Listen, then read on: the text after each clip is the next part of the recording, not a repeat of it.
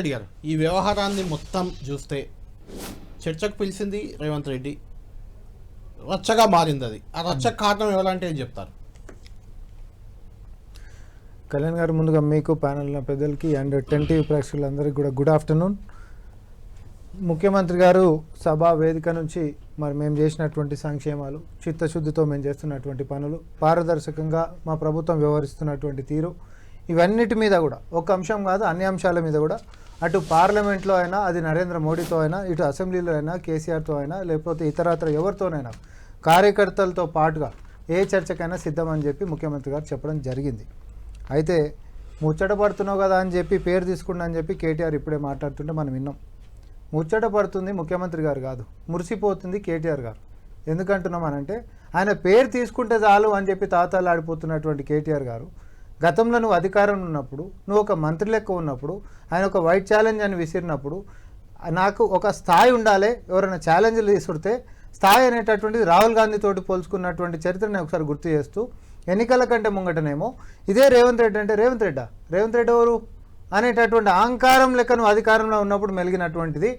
అట్లాంటి మిమ్మల్ని ఈరోజు ఆయన పేరు పక్కన మీ పేరు వస్తే చాలని చెప్పి మీడియా అటెన్షన్ కోసం తాతలాడేటటువంటి పరిస్థితికి తీసుకొని వచ్చిండు కదా. మాకందరికంటే కూడా బాగా ఫామ్ హౌస్లో ఉంటున్నటువంటి కేసీఆర్ గారిని అడుగు, రేవంత్ రెడ్డి గారి యొక్క బలం ఏంటిదో, రేవంత్ రెడ్డి గారి యొక్క ఆయన ఒక మనిషి మీద తీసుకుండు అని అంటే మీ నాయనని అధికారంలో దింపేటటువంటి తీరు దాకా కూడా ఈరోజు మీరు ఏదో ముఖ్యమంత్రి గారితో కూర్చోవాలి కాబట్టి, అసెంబ్లీలు అంటే దూరం ఉంటాడు కాబట్టి ఫోటో దిగే అవకాశం ఉండదు కాబట్టి చర్చకు పిలిచింది కేటీఆర్, చర్చకు రమ్మని సవాల్ చేసింది రేవంత్ రెడ్డి గారే కదా. రేవంత్ రెడ్డి గారు సవాల్ చేశారు. రెండోది, చర్చ అనేది అమెరికా అధ్యక్ష పదవుల్లోనే అధ్యక్ష పదవికి పోటీ పడేవారు చర్చిస్తుంటారు మీడియా సమక్షంలో. తప్పే ఉంది చర్చకు వస్తే? 100% మీరు అన్నది కూడా కరెక్టే. చర్చ గురించి మేము అడిగినాం. వాళ్ళ గతంలో వాళ్ళ ప్రభుత్వం ఏం చేసింది, వాళ్ళు తప్పు చేశారు కాబట్టి వాళ్ళని ఓడించారు. చర్చ దేని గురించి, మీ ప్రభుత్వం ఏం చేసింది? కరెక్ట్. రైతు సంక్షేమం మీద 8 తారీఖు రోజు ప్రెస్ క్లబ్లో పెడదామనేటటువంటిది అన్నారు. కాంగ్రెస్ పార్టీకి నుంచి మేమేం చేసినాం, as a media and communication chairman లెక్క 8 తారీఖు దూరం అవుతుంది, మీకంటే ప్రిపరేషన్కి టైం కావాలేమో 7 తారీఖే పెడదాము. ప్రెస్ క్లబ్ అంటే 4 గోడలు ఉంటాయి, 4 గోడల మధ్యలో వద్దు, బజార్లోనే పెట్టుకుందాము, అమరవీరుల స్తూపం కాడ పెట్టుకుందాము, ప్రజలు కూడా చూస్తారు అని చెప్పినాము. అయితే పారదర్శకంగా కేవలం రైతాంగ సమస్యలు ఎందుకు, రాష్ట్రంలో అన్ని రంగాలకు సంబంధించినటువంటి సమస్యలు కూడా మాట్లాడుకుందాం, నువ్వు రా కేటీఆర్ అని చెప్పి నిన్న మేము గన్ పార్క్ కాడ మేము కూర్చున్నాం. మరి నువ్వెందుకు రాలే? నువ్వు 8 తారీఖు పెట్టినావు, మేము 7 తారీఖే పెట్టినాం. కావాల్సింది చర్చ, రచ్చ కాదు. రచ్చ చేసింది నువ్వు. చర్చనే కావాలనుకుంటే అమరవీరుల కంటే మించినటువంటి వేదిక ఇంకేమన్నా ఉంటుందా? అంతకు మించినటువంటి పారదర్శకత ఏమైనా ఉంటుందా? ఆత్మ బలిదానాలు చేసుకొని అమరవీరుల సాక్షిగానే నువ్వు నీళ్ళని పంచిచ్చినవా, ఇంకోటి చేసినావు అనేది తేటతెల్లం చేద్దాం. రామ్మోహన్ రెడ్డి గారు, ఈ చర్చకు సవాల్ చేసిన రేవంత్ రెడ్డి చర్చకు రాలేదు అనేది అక్కడ కేటీఆర్ ఇంతకుముందు మాట్లాడిన అదే మాట, విజయ్ గారు మాట్లాడిన అదే మాట. సవాల్ ఎందుకు చేయాలి? అలాంటప్పుడు సవాల్ చేయకుంటే బాగుండేది కదా అని కొంతమంది కాంగ్రెస్ నాయకులు కూడా అంటున్నారు. ఇప్పుడు ఒకటే కాంగ్రెస్ నాయకులు ఎవరన్నారు అనేటటువంటిది పక్కన పెడితే అనలేదనేది మళ్ళీ నేను దాంట్లోకి పోతే అది ఎక్స్టెన్షన్ అయి టాపిక్ డైవర్ట్ అవుతుంది కాబట్టి I don't want to get into that. ఇక్కడ ఇష్యూ ఏంటిదంటే కళ్యాణ్ గారు, మేం చేసినటువంటి రైతుల సంక్షేమం గురించి చర్చ జరగాలి, ప్రజలకు తెలవాలనేటటువంటిది ఉద్దేశం, మంచి ఉద్దేశం. మీ లెక్క 10 సంవత్సరాలల్లా ఈపు చూపించిన వాళ్ళం కాదు, చాచి చూపించి ఒకరోజు ముందుకి ప్రీపోన్ చేసిన వాళ్ళము, 4 గోడల మధ్యలో కాదు నడి బజార్లకు తెచ్చిన వాళ్ళము. జాక్పాట్ లెక్కనంటే రేవంత్ రెడ్డి గారికి ముఖ్యమంత్రి సీట్ వచ్చిందంట. జాక్పాట్ లెక్క వచ్చాడు కాదు, జాకి పెట్టి లేపినా మీ బీఆర్ఎస్ పార్టీ లేవలేనటువంటి పరిస్థితికి వచ్చింది. ఇది మీరు తెలుసుకోండి. ఫస్ట్ మీ భాష అయినా, మీ ప్రవర్తన అయినా, మీరు చేసేటటువంటి బూటకపు ప్రచారాలైనా తెలంగాణ ప్రజలు హర్షించి మీకు ఏదో సపోర్ట్లు కొడుతారని మీకు మీరు ఊహించుకుంటే, మీకు మీరు చిలక పలుకులని సోషల్ మీడియా మాధ్యమాల్లో పైసలు ఇచ్చి మీకు మీరే బూస్టులు కొట్టించుకుంటే అది వాపును చూసి బల్బ్ అనుకోవడం అనేటటువంటిది. ఇక నేను నేనేం మాట్లాడలేదు. నేనేమంటున్నా నీకు స్థాయితోటి సంబంధం లేదు కదా. మా ముఖ్యమంత్రి గారితో సెల్ఫీ దిగాలని చెప్పి అంతాత్రం ఎందుకండి నీకు? రామ్మోహన్ రెడ్డి గారు, ముఖ్యమంత్రి గారు కేటీఆర్ చర్చకు రమ్మన్నారు. అవును, రమ్మని రామ్మోహన్ రెడ్డి గారు వెళ్తే ఎందుకు వస్తారు? ఎవరు వచ్చినా సరే మీరు ఒక్కసారి దాన్ని అదే పెట్టుకుని మా కార్యకర్తలతోటి మేము వస్తామని అన్నాడు. అవును, నేను వస్తాం అనేటటువంటిది ఇట్స్ బ్రాడర్ కాంటెక్స్ట్ లో ఏమన్నట్టు, ఎవరితోనైనా మేము చర్చకు సిద్ధం నేనే వస్తా, కార్యకర్తలు తీసుకున్నాడు. ఎవరైనా అట్లా మాట్లాడితే కేసీఆర్ అయినా కేటీఆర్ అయినా ఇంకొవరైనా అన్నాడు. ఇంకొవరైనా అంటే తెలంగాణలో ఇంకొవరైనా కూడా వచ్చేసి కేటీఆర్, మోడీ, కిషన్ రెడ్డి అన్నారు. ఎవరైనా ఎవరు సరే వస్తారో ఈ నలుగురిలో రండి చర్చకు నేను వస్తా అని. ఎవరైనా సరే అని అంటే ఎవరితోనైనా చర్చకు రేవంత్ రెడ్డి వస్తారా? ఎవరు వచ్చినా ఓకేనా బీఆర్ఎస్ నుంచి? ఇప్పుడు నేను ఒకటే అంటున్నా, చెప్తున్నాను, నేను అదే దానికి వస్తున్నా. చర్చకి ఎవరైనా కూడా బీఆర్ఎస్ పార్టీ నేతలు వచ్చేసి ముఖ్యమంత్రి తోటి రావాలంటే ఆయన పిలిచారు కదా, ఇప్పుడు పిలిచారు కదా ముఖ్యమంత్రి గారే. కళ్యాణ్ గారు ఒక నిమిషం. పాపం కేటీఆర్ పరిస్థితి ఏంటంటే మాజీ ముఖ్యమంత్రి అయినటువంటి నాయన ఫామ్ హౌస్కి పరిమితమైనటువంటి కేసీఆర్ గారే కేటీఆర్ గారు చెప్తే బయటకు వచ్చే పరిస్థితి లేదు, అసెంబ్లీకి వచ్చే పరిస్థితి లేదు. నువ్వు చెప్తే సిట్టింగ్ ముఖ్యమంత్రి వచ్చి ప్రెస్ క్లబ్లకు ఎందుకు ఉంటాడు?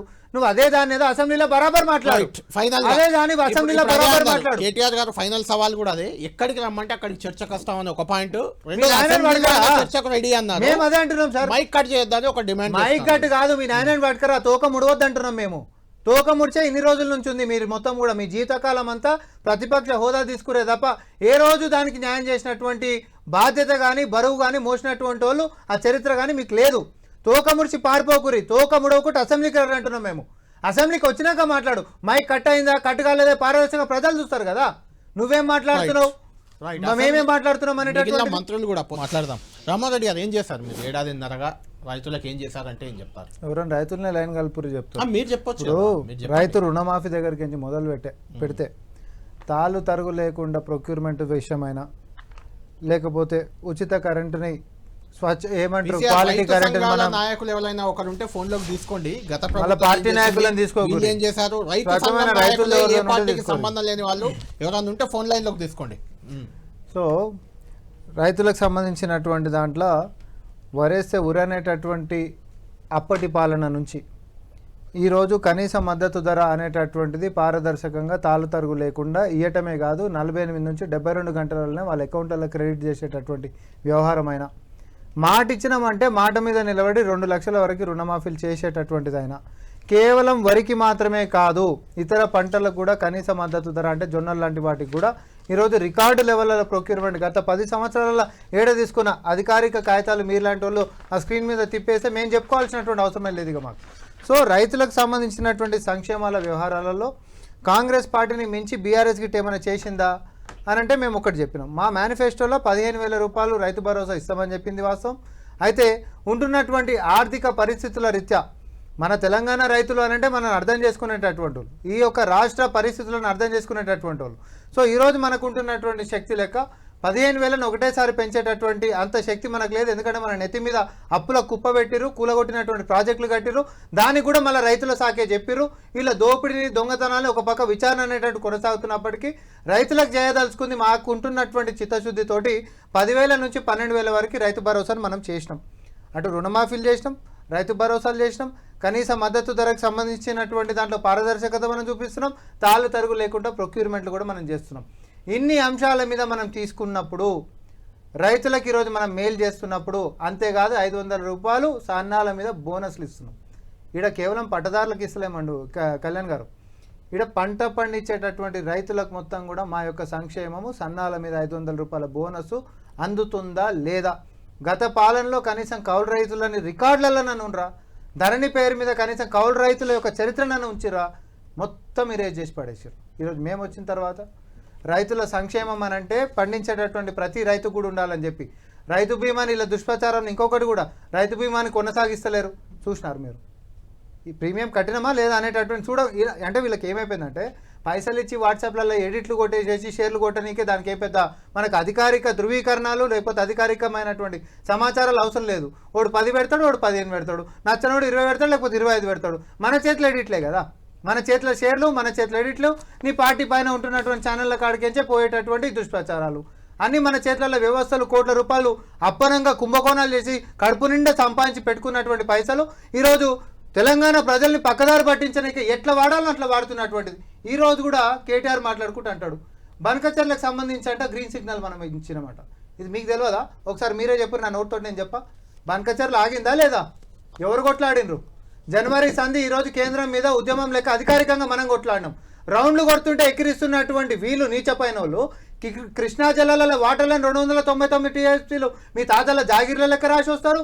గోదావరి జలాలు 3,000 టీఎంసీలు ఉత్తగబోతున్నాయని చెప్పి ఇటు మహారాష్ట్రలోని ఎస్ఆర్ఎస్పీకి ఎత్తిపోతలు పెట్టుకొని పోయి తీసుకొని పో, పంపులు పెట్టి ఎత్తుకొని పో, లేకపోతే కృష్ణ ఏపీ వాళ్ళు ఇష్టం వచ్చినట్టు కట్టుకొని పో. రాగి సంకట్లు, నాటికోడ్లు పులుసులు, తర్వాత పచ్చి పులుసులు వేసుకొని కడుపు నిండా బగ్గా తిని తర్వాత తెలంగాణకు సంబంధించిన వనరులని మీరు తీసుకోండి, రాయలసీమని రతనాల చేసుకోండి అని మీ జాగీర్ల లెక్క మాట్లాడినటువంటి మొత్తం ఈరోజు మేము ఎల్లదీసి బయటికి తీసి మన హక్కుల్ని మొత్తం తొడవు తీసి అప్పనంగా అప్పచెప్పినటువంటి దొంగల యొక్క చరిత్రలు చెప్తున్నందుకు కడుపు మంట తోడు మాట్లాడుతున్నారు తప్ప రికార్డులల్లా పాలు తగ్గిందంటేనే పంచాయత్ చేసి తెచ్చుకున్నటువంటి తెలంగాణలో నీళ్లు నిధులు నియామకాలల్లా ఆ నీళ్ళలో మనకుంటున్నటువంటి చట్టపరమైనటువంటి వాటాని దోచిపెట్టినటువంటి దొంగల యొక్క చరిత్రను బయటికి చెప్తున్నాం కాబట్టి వాళ్ళకి అక్కతోటి మాట్లాడుతా ఉన్నారు. ఇంత చేసాం కాబట్టి మేము చర్చకు రమ్మన్నాం, వచ్చారు మీరు చర్చకు. ఆఫ్ కోర్స్ వాళ్ళు రాలేదు, ఎందుకు రాలేదో తెలియదు. మేము నిన్ననే వచ్చినాము, మీరు ఇదే చెప్పొద్దు. నిన్ననే రావడం కాదండి, రేవంత్ రెడ్డి గారు మీరు పిలిస్తే వాళ్ళు స్వీకరించలేదు కదా. నీకు స్థాయిని మాట్లాడి నీకు కూడా అంత స్థాయి పిలిచారు, స్వీకరించారు. నేనేమంటున్నాము, మేము నీకు స్థాయికి మేమే ఎక్కువ అని అన్నాము. అది కూడా బహిరంగ చర్చ బాజాప్తా బజార్లో అది కేటీఆర్ పిలిస్తే మీరు మాట అనొచ్చు, మీరు కేటీఆర్ పిలిస్తే ఆ మాట అనొచ్చు నీకు నేనే ఎక్కువ అని. కానీ పిలిచింది రేవంత్ రెడ్డి గారు. సరే అది పక్కన పెడదాం. మీరు ఏం చేశారు? నాకు బ్రదర్ నేనేమన్నా అంటే కడెం ప్రాజెక్ట్ గురించి అక్కడ ఉన్న పరిస్థితి గురించి నాకు ప్రత్యక్షంగా అవగాహన లేదు. అవగాహన లేని సబ్జెక్ట్ గురించి నేను మాట్లాడకూడదు. నేను అవగాహన లేనోళ్ళు అవును కడెం ఎక్కడ ఉంటే ఏం మాట్లాడతారండి, ఏం మాట్లాడతాడు ఆయన? ఆ రోజు మున్సిపల్ శాఖ మంత్రి ఉంటే మాట్లాడమంటే ఎట్లా చేస్తారు? ఏం మాట్లాడతారు? కనీసం ఆలోచన చేసి మాట్లాడారా రాము? ఒకటే సార్ నా పాయింట్ యాడ్ చేయాల్సిందే. కడం ఏడనో ఉంటే ఈడెట్లా మాట్లాడతారంటారా? మరి బనకచ్చర్ మాట్లాడుతున్నావు. ఆయన అన్నది ఏంటంటే కడెంలో అప్పటి పరిస్థితి ఏంటి లేదు, అదేదో పొంగి పొర్లుతుంది. ఏదో ఛాలెంజ్లు ఇస్తుతా అంటే నీకు అంత సినిమా లేదు కేటీఆర్ అని చెప్తున్నా. రెండు రామ్మోహన్ రెడ్డి గారు విజయ్ గారు అన్న దాంట్లో నిజంగా కూడా రైతుల పక్షాన్ని అడుగుతున్నాను నేను. మీరు 15,000 రైతు బంధు ఇస్తామన్నారు, 12,000 కుదించారు. అది ఈసీ ఇప్పుడు ఇచ్చారు, మీరు అధికారంలోకి వచ్చి నుంచి మొదటిసారి ఇస్తున్నారు. ఇప్పుడు వినండి, గతంలో మీరు ఇచ్చింది 5 ఎకరాల లోపు వారికే ఇచ్చారు. పోయిన యాసంగిలో 5 ఎకరాల పైన ఉన్న వాళ్ళకు రైతు బంధు రాలేదు. అది క్లియర్ కదా, ఒప్పుకుంటారు. రెండోది రుణమాఫీ చేస్తామన్నారు. 2 లక్షల పైన ఉన్న వాళ్ళకు రుణమాఫీ కాలేదు. రైతులతో పోల్ తీసుకున్నా మనకు వచ్చేస్తుంది. 2 లక్షల పైన వాళ్ళకు చేయలేదు. చాలా మందికి 2 లక్షల వరకు చేశారు, పైన కాలేదు. 2 లక్షల వరకు కూడా చాలా మందికి కాలేదని ఆరోపణలు ఉన్నాయి, అక్కడక్కడ. కొడంగల్ది కూడా ఒక 600 మంది లిస్టు తీసుకొని వచ్చాడు ఇవాళ కేటీఆర్ కూడా ప్రెస్ క్లబ్ కి. ఒకటి. తర్వాత మూడో పాయింట్, మీరు రైతాంగానికి వడ్లకు బోనస్ ఇస్తామన్నారు. మీ మేనిఫెస్టో నేను చూపిస్తాను. సన్న వడ్లకు అని ఎక్కడ చెప్పలేదు, తర్వాత సన్న వడ్లకు అని మార్చారు. దీనికి సంబంధించి రైతుల్లో ఉన్న సందేహాలకు ఏం చెప్తారు?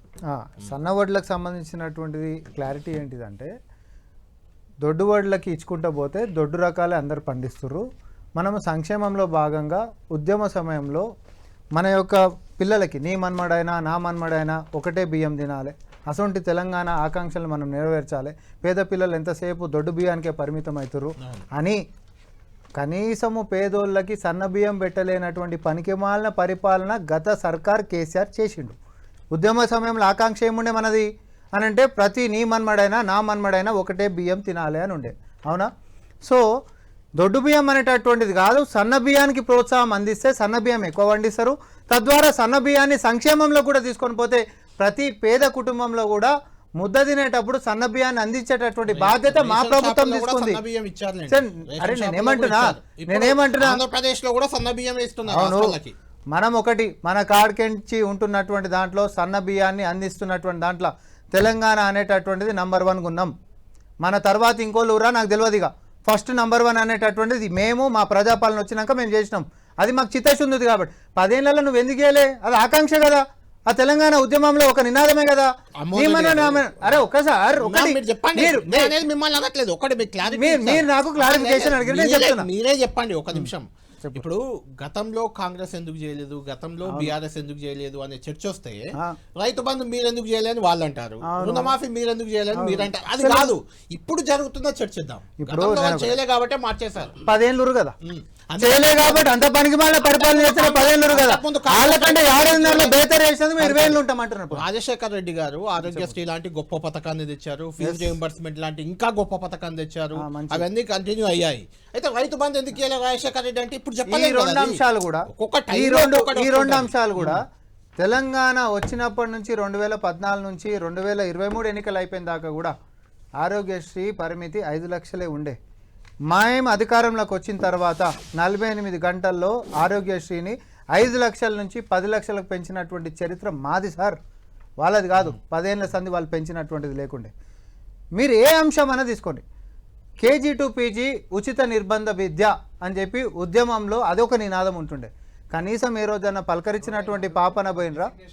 ఎవరైనా కనీసం పలకరించినటువంటి పాపన పోయినుండేనా? కేజీ టు పీజీ పిల్లలకు సంబంధించినటువంటి ఉచిత విద్య అని చెప్పి తీసుకున్నప్పుడు కనీసము ఒక డైట్ ఛార్జెస్, కాస్మెటిక్ ఛార్జెస్ పెంచినటువంటి చరిత్ర గిట్ట బీఆర్ఎస్ పార్టీకి ఉండేనా?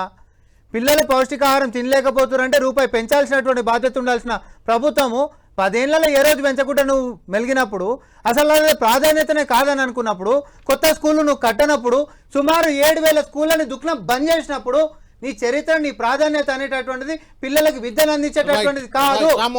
మేము వచ్చినాక మెగా డిఎస్సీలు వేసినాం, నీ చరిత్ర ఏందో చెప్పు ఆయన అంటుండు. కొలువులకి మేము నోటిఫికేషన్ క్లారిటీ ఇస్తున్నా. దానికి కూడా కేసీఆర్ అనేటటువంటి వాడు ఏం చేసేటోడు అంటే కేవలం నోటిఫికేషన్లు ఇచ్చేటోడు, ఆ నోటిఫికేషన్లలో కొర్రీలు పెట్టేటోడు, ఆ కొర్రీలని కోట్లలో పెట్టేటోడు, మళ్ళీ ఆ కోట్లలో నాంచి అవి ఆగిపోయాగానే కోట్లలో కేసులు ఉన్నాయి మేమేం చేయాలని చెప్పి నిరుద్యోగుల నోట్లలో మన్ను కొట్టేటోడు. ఇది జరుగుతున్నటువంటి కుట్ర ఉంటుండే.